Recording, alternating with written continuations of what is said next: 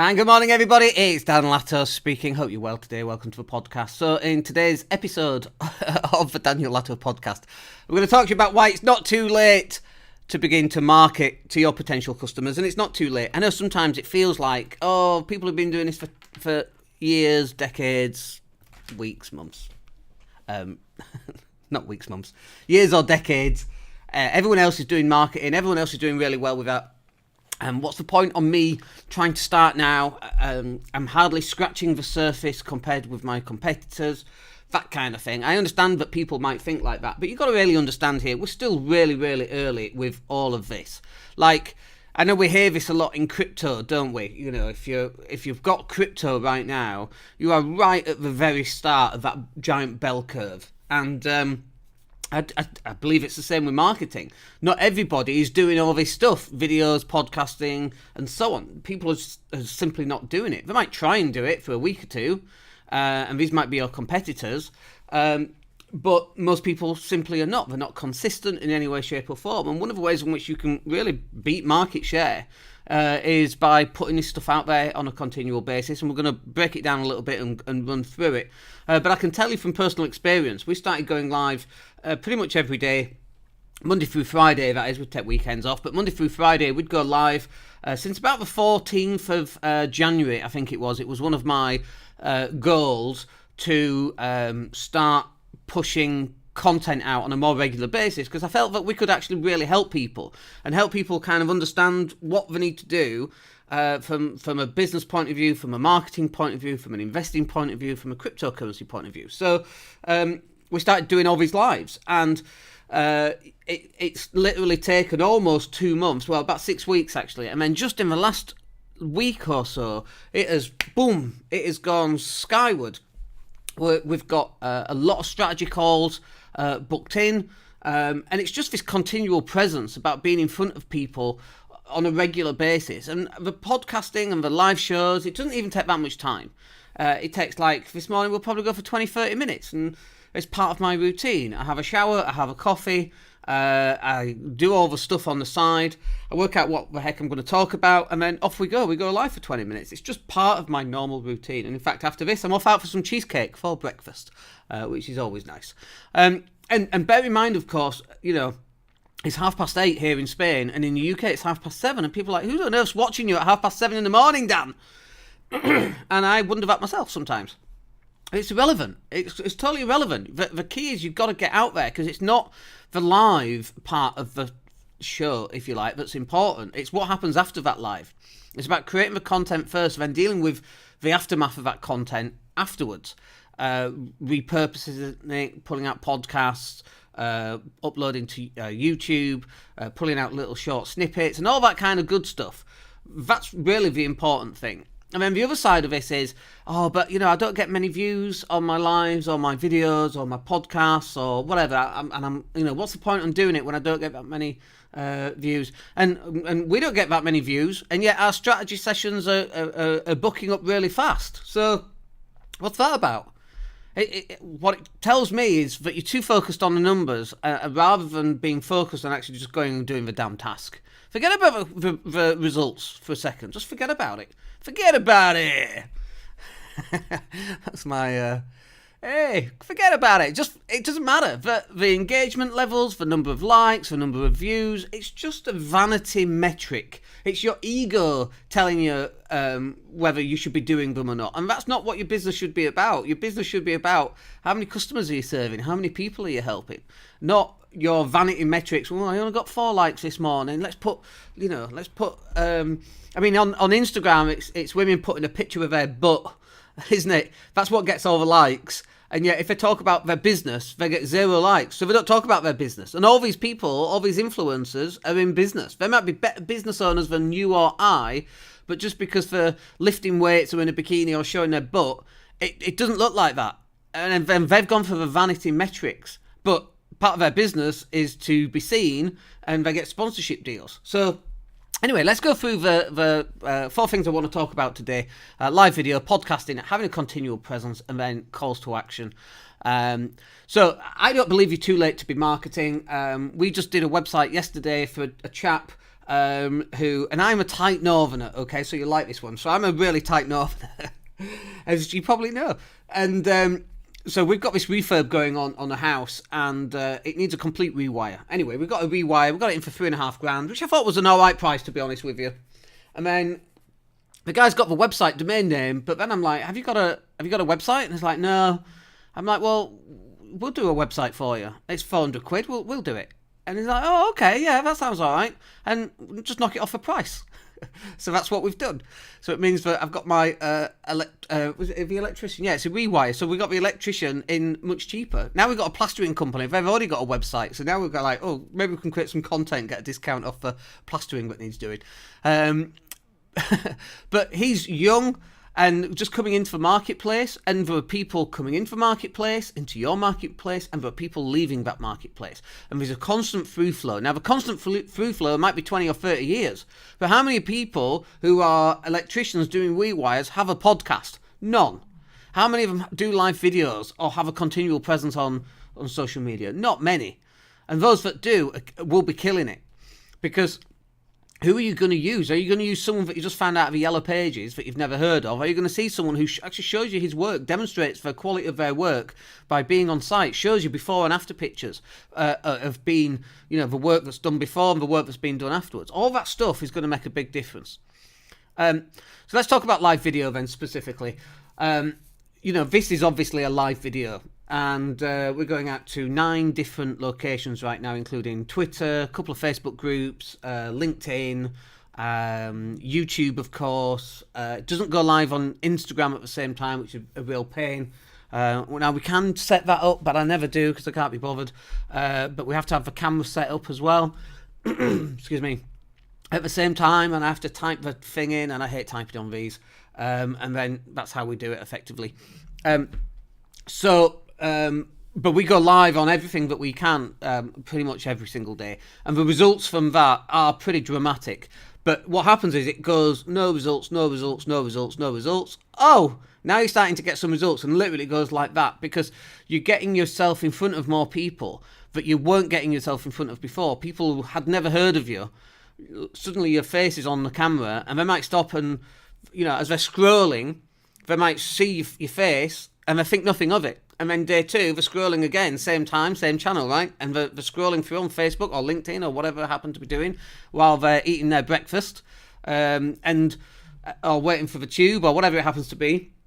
And they see you again. And then they see you doing this every single morning. 3 weeks in, they're going to he's there every day. What's he talking about? What is that, Dan? What is that tight northerner rattling on about? And so that's what they're interested in. Because they've seen you so many times. Now they have to kind of go, maybe this guy's got something to talk about. Maybe because they see you on social media, right? And then they go, oh, it's a podcast. Let me have a look and see if it's on iTunes. And then they go listen to you on iTunes because they know they're about to jump in a car and drive to work. So then they download your latest podcast or a podcast from a couple of weeks ago. And that's what they're actually listening to. And we know this because when we go back and look at the podcast downloads, there's usually there's 2 peaks, right? The first one is the day that it's launched, and the second one is a couple of days after it's launched, up to maybe a week or 10 days after it's launched. There's 2 peaks on the podcast. And we know this because it's what we see, and it's because, I firmly believe this, people are scrolling through on their phone, they haven't got time to sit and watch it right there and then because it's live and they've not allocated the time and all that kind of thing, but then they go and they download our podcast show on iTunes, Stitcher, Android, whatever it happens to be, and that's actually where we get into their heads. And literally we are in their head. When we're driving to work, they're listening to me rattling on. And if you're driving to work listening to me rattling on, just give your horn a honk. Don't do that. So the live video, it works on so many different levels, a little bit like car park crime. It's wrong on so many levels. My dad jokes just get worse, don't they? But the live presentations that you'd be doing, and it's not a presentation, you're just going live talking about whatever you want to talk about. It works on all these different levels. You're going to get some people who sit and watch you there and then. You're going to get some people who've never heard of you, and they keep coming across you, and eventually they might allocate the time and sit and watch. Or you get other people who go, I'm going to visit his website. His website's up there. Let's go and have a look at his website, see what he does. Or they might go and download it on iTunes. There's all these different things. Or even you go to a networking event and someone goes, oh, you look really familiar. Where do I know you from? Honestly, the number of times I've had that at networking, I know you. Oh, where do I know you from? And by the way, that always makes me really worried because I'm like, oh, what have I done? What have I said? Who have I pissed off now? Because there's always somebody. And if you're not pissing people off, what the hell are you doing? You're not working hard enough. Okay, so that's live video. You need to get out there. You need to put your face, your shiny face on live video and get in front of as many people as you can. Let's talk about podcasting then. Obviously, we've been podcasting now. Let me pull up Libsyn here. We've been podcasting since forever. I mean, I look at how many podcast shows we've actually done. It is a significant amount of podcasting. And then I look at how many podcast downloads we've had, and I'm like, my goodness me, all those people listen to my northern twang is phenomenal. And there's nothing special, except there's consistency, there is congruity, is that the right word? Congruency? There's congruency of continually putting these podcasts out. There's authenticity. We only talk about stuff that we actually know what we're talking about. At least we think we know we're talking about it. Let me just go to previously published, and I'll find out how many podcasts we've actually done, because it is a significant amount. I'm actually very impressed by this. Where is it? Here we go. So, is that an easy thing to find out, actually? Previously published. I mean, this year alone, by the way, on the podcast, we've done 49 episodes. We're only on the 3rd of March. And so that is a significant amount, needless to say. I'm just trying to find, where do we find the stats here? Let me just pull it onto this screen so it doesn't look like I'm not looking at you. I am looking at you. I'm really interested in what you're looking at. Let's have a look here. Why can't I find out how many podcast shows we've done? I should really be able to find this out, shouldn't I? But I don't know where it is. Let me find it, because I think it is important to know. And by the way, just when you think you've had lots of views and you've broken records, you have one day that comes along and it breaks yet another record. And this is just what happens. Continually breaking records with the number, I can't find it. We're like 700 podcasts in. I mean, we're 49 podcasts in and we're only on the 3rd of March. So we are a significant amount of podcasts in here. I'm going to leave this open because I want to look at stats after I finish this podcast. But you've got to get yourself out on podcasting. It's like, the beauty of podcasting, audio podcasting, is that people can download it and listen to it later. So I've fallen asleep listening to Grant Cardone on an aeroplane, listening to Gary Vee, listening to Russell Brunson. I listen to other people's podcasts. And actually, I consume two types of content. One is audio podcasts when I'm traveling, but usually it's when I'm on a plane, or sometimes it's when I'm driving. And then the other type of content that I actually consume is video content. When I have my dinner on a night time, I normally load up YouTube, got to load it up, like the old ZX Spectrum loading days. I load up YouTube, it takes 5 minutes, gets almost to the end, then you have to start again, because anyway, it's an old school reference. Load up YouTube, and I have a look and see, who do I want to watch? And there'll be a couple of things that I want to watch. Again, it's usually the same people. There's another guy that I just started watching who I find really interesting right now. Let me see if I can find his name. It's called Alex Hermosi, who's 400 million a year. Very good, very interesting. Talks about his experience of growing his businesses and so on, about not working in the businesses and actually bringing as many people in as fast as he can. And it's like, I find that really interesting, that sort of stuff, even if you can't afford it. And now he's on like his 8th business. He owns acquisitions.com and he buys and sells businesses, grows them and sells them. It's really interesting. It's like getting access to people's brain before you actually know the information yourself. It's getting it from other people. Now think about that for a second, because if that's what you're doing with other people, guess what? Other people are doing it to you. Like, people see me and they go, okay, living in Spain, multimillionaire property owner, which always sounds weird, by the way, when I say it out loud, but it's true. Lives next to the Med, runs a digital marketing agency, handsome, great dancer, world's best dad's joke teller. Those last three I might have made up. But if that's what people see, do you think that people might want to go, I want to know how he thinks, what's the process behind his strategies, what's he doing on a daily basis to get from where he was, which is like 5 GCSEs, no degree, to living in Spain, by the age of 42, I think I was. Well, I guess it is because we've been here 8 years, 41. How do you get from like working in a place at 25 on, really low wage, to 100 grand by age 30 to multimillionaire living in Spain? How do you get from one to the other? But either way, I have to always clarify, multimillionaire doesn't mean millions in the bank. Because if you're a multimillionaire with millions in the bank, somehow you've made a lot of money, but you're still an idiot because you wouldn't leave millions of pounds in the bank. You'd put it into assets that generate cash flow, which is what we do. But do you think that people might want to listen to that? Of course, absolutely. So do you think that people think, what a wanker? Of course there is, absolutely. But do you think you've got an important message? If you're a mortgage broker, do you think people want to listen to the latest buy-to-let mortgages? Absolutely.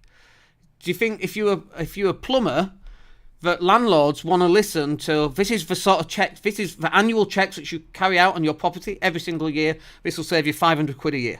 Like, if you've got 20 properties, that's what, 10 grand? Here's how you save £10,000 a year. Absolutely. Really important. So there are always people wanting to listen to what you've got to say, even though you might not value what you think.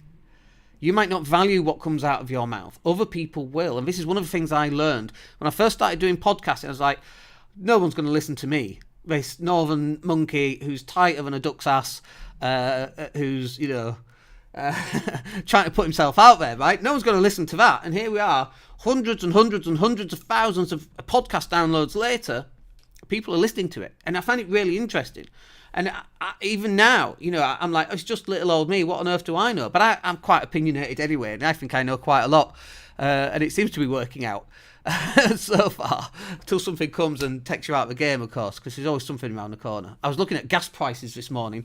Another 47% increase in October is the expectation, on top of what we're already doing. And I'm seeing people with a £500 a month gas bill are going, I can't do this.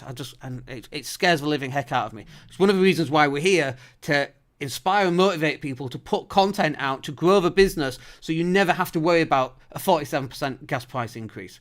We just upped my payment to my parents to make sure that any energy price is covered. Like, that's what cash flow does for you. And that's why we're here doing this podcast and this live video, to help people. And that's what you should be doing. If you go at this with an idea that, okay, let's just help people. How about that for a novel idea? How about we just give a load of stuff out with no expectation of what comes back? How about we do that? And as soon as you switch from that, as opposed to trying to make money, the money then kind of, for some reason, it just switches on. For us, it's based on strategy sessions and then closing clients, which then causes problems because we have to grow the business, we have to take more stuff on and so on. That's a nice problem to have, right? Okay, let's talk about having a continual presence. Like, this bit is so important. Getting yourself out there and in front of people as often as you can is so important, that it's like, this should form part of your daily routine. Being in front of as many people as you can. If you've not posted on social media, and I don't mean just on Facebook or just on Twitter or just on Insta, I mean on all of them. And I'm also not saying that you do one on Twitter, one on Insta, one on Facebook.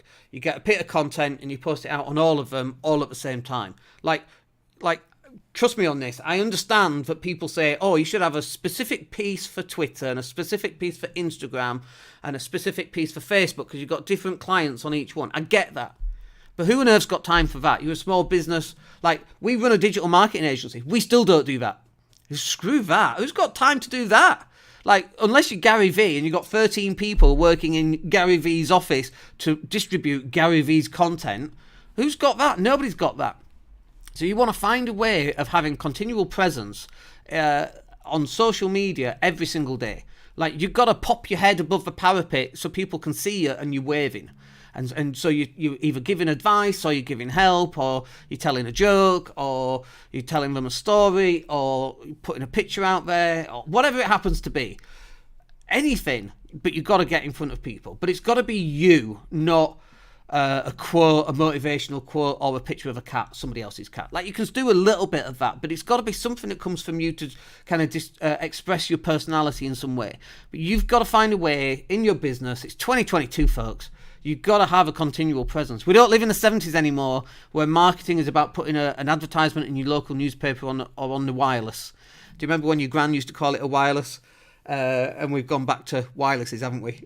Well, wired, I guess, because I'm all wired up here. But you've got to have a continual presence and get in front of as many people as you can. It's just 2022. This is what we do. And as we move forward through time, 23, 24, 25, moving to 2030, all of the stuff that we do out there in the real world is all moving onto the metaverse, and we'll all look daft wearing these silly glasses, or we'll have contact lenses and we'll be immersed in the metaverse, walking down the street, riding a bus with augmented reality coming in from all over the place. In Back to the Future, when Marty McFly goes to the future and he's walking past the cinema and there's a big shark that comes out and he crouches like that. That is actually what's going to happen. Except it's not going to happen unless you're wearing the lenses with augmented reality. Because actually that's what that is. And that's the only bit in that film that kind of winds... Well, there's probably quite a few bits in that film. But that one bit actually winds me up. Because it's like, he would need the augmented reality and he obviously hasn't got that. And perhaps it's holographic technology, which I'm sure will exist as well. But the augmented reality stuff, like, you need to have an ongoing presence. And you need it today more than 10 years ago. And you're going to need it tomorrow more than today. And in 10 years, you're going to need it far more. And so you're going to need an outsourced marketing team to come out and give you some sort of continual presence. It's just the evolution of how we grow our businesses these days. And obviously the pandemic has accelerated that because people have been sat at home. I mean, how many Zoom calls have you had in the last 2 years compared with the last 10 years, right? The last 2 years have easily outgrown the number of Zoom calls from the previous 10 years by a factor of 10. Easy. Where do you think we're going to be in another year or another 2 years or another 3 years? And I know people are going back because there's nothing like meeting people face to face and shaking hands. But it's so time consuming. I do this, and right now in the last 23 minutes, we've probably spoken to 10 or 20 or 30 different people that have come in and popped off, and then the number of people that will download the podcast will be in the thousands. And it's going to take me 30 minutes to do the whole thing. Or I can jump in a car for 45 minutes, go to a networking event, meet 20 people face to face, and they are more realistic relationships that you can build. But out of those 23 people, how many relationships are you going to build? 1 or 2? And then jump back in your car. Well, that's 3 sets of 45 minutes. What's that, an hour and a half, 2.25 hours? How many podcasts can you do then? In 135 minutes, you can do 4.5 podcasts with thousands of listeners on each podcast. So you're going to have a continual presence in some way. And if you want to grow your business in 2022, that's what you're going to have to do. Okay, finally, let's talk about calls to action. So it's fine putting content out, but you need to let people know where are they supposed to go next. What's the next step? What should people do? So, for example, on my post, depends on what platform you're watching this on. If you're watching it on Twitter, for example, it's probably, we've only got 240 characters on Twitter, so it's probably popped off. But that's fine. We can click my profile, and then we can go to the website. But usually on Facebook and LinkedIn, it's all under there. What's the calls to action? Where do you want to move people to? And there are various calls to actions that you want to consider. So one of them is not having a call to action. One of them is just, the call to action is, I hope you enjoy this, have yourselves a wicked day, leave a comment or a like if that's what you want to do. Something like that works really well because it's not about selling continually. The stuff that we've got down below is just, it's on the template that we use. We upload it, we typed it in, we just leave it on there every time. But you don't have to do it like that. But then the other side of this is, where are you going to drive traffic? Do you want to drive traffic to a Facebook group? Would you prefer to drive traffic to not a Facebook group, but to a specific page on a website? Where do you want to drive this to? And having this idea of what this call to action is really important. So it could be, like for us, it could be the website design page. It could be the content creation page. It could be the Facebook ads page. It could be the work with me page, which is to book a strategy session. Or maybe it's to send them to the Facebook group. Or maybe it's, now you've watched this podcast, here's my most famous podcast, my most popular podcast. Here's my YouTube channel. Like and subscribe so you're building YouTube subscribers. Join me on LinkedIn. Come and network with me there. Come and join the live mastermind group. We're just creating a business mastermind group, which is live and online, and we use this new software, and it looks really cool. Come and join me on that. Where do you want people to go? And most people are posting, first of all, most people haven't got a call to action, so people don't know what to do next. They'll watch a video or they'll read something and go, oh, that's nice, okay, yeah, and scroll on. So you need a call to action. Even though, you might go, yeah, but people know to click on stuff. You'd think that, wouldn't you? It's like when we were selling a house. I remember trying to sell my grand's house before I got big time into property. And we were like, should we redecorate it? And we're like, well, why are you redecorating it? This is the estate agents, stupid people. Why are you redecorating it? You're selling it. Oh, like, when I look back at my naivete back then, honestly, well, why? It's obvious that people just see through it. No, people don't see through it.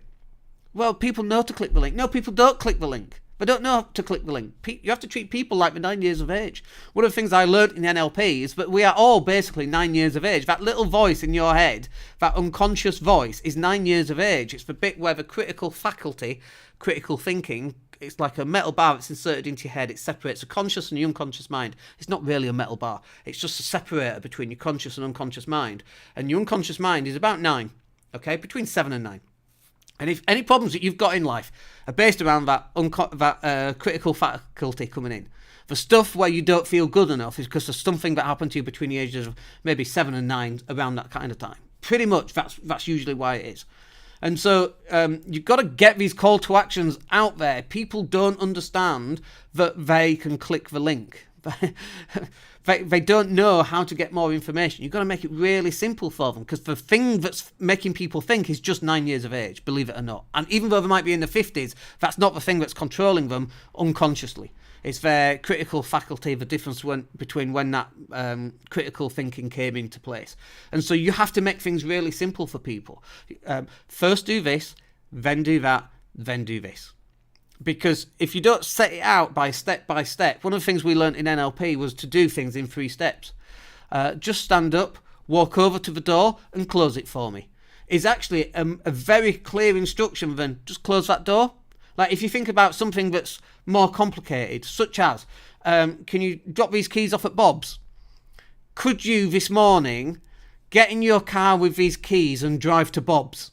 Is a much clearer explanation than drop these keys at Bob's, right? You give them more information with boundaries as to what someone should do. And so when you're doing a call to action, your call to action should be, if you want to do this, then click this, right? Just putting a link down there, it doesn't work. And so that's call to actions. So look, I hope that was useful for you. How long have we gone for? We've gone for about 28 minutes. We usually go for about 30 minutes. And that's what you should be doing every single morning, getting your content out. So I hope that's useful. If it is, give me a like. If it's not, then listen tomorrow. Tomorrow's will be even better. I don't know what we're talking about tomorrow, but it's awesome anyway, isn't it? Right, have yourselves a wicked day, and we will speak to you tomorrow. Have a good one. Take care.